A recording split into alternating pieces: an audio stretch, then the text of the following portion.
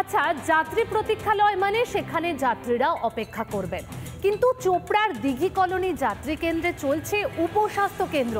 সেখানে চিকিৎসা করাতে গিয়ে সমস্যায় পড়ছে রোগীরা। তার কারণ সেই উপস্বাস্থ্য কেন্দ্রে নেই জলের ব্যবস্থা, নেই শৌচালয়।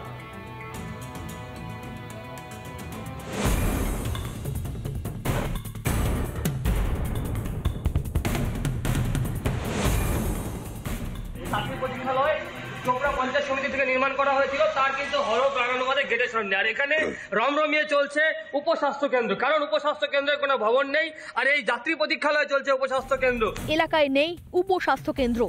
রাস্তার ধারে যাত্রী প্রতীক্ষালয়ে দীর্ঘ 1.5 বছর ধরে চলছে স্বাস্থ্য কেন্দ্র।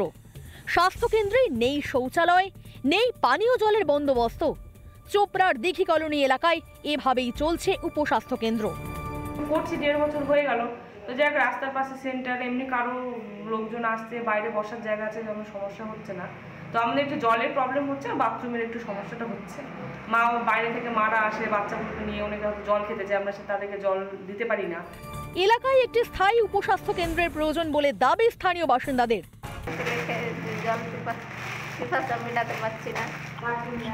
বাথরুম নেই। তার মানে সেন্টার হলে আপনাদের সুবিধা হবে, তাই তো? সেন্টার হলে সুবিধা হবে।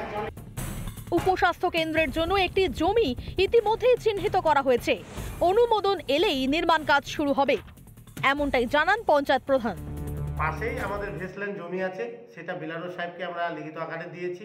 বিলারো সাহেব ইনকোয়ারিও করেছে, সেখানে ঘরের ব্যবস্থা চলছে। এটা বিষয়ে আমাদের বিধায়ক সাহেবও জানে, আর আমাদের যে বিডিও সাহেব রয়েছে ওনারও জানা আছে। যেখানে চিকিৎসা হওয়ার কথা সেখানে স্বাস্থ্য কেন্দ্রই অসুস্থ ধুঁকছে। কেন স্বাস্থ্য ব্যবস্থা নিয়ে ছেলে খেলা? উত্তর দিনাজপুরের চোপড়ায় কবে মিলবে উপযুক্ত স্বাস্থ্য পরিষেবা? উঠছে প্রশ্ন। কবে উপস্বাস্থ্য কেন্দ্র নিজস্ব ভবন তৈরি হবে এবং যাত্রী প্রতীক্ষালয় যাত্রীদের সাথে থাকবে, সেদিকে কিন্তু আমাদের নজর থাকবে। উত্তর দিনাজপুর থেকে তুষার বিশ্বাস, রিপাবলিক বাংলা।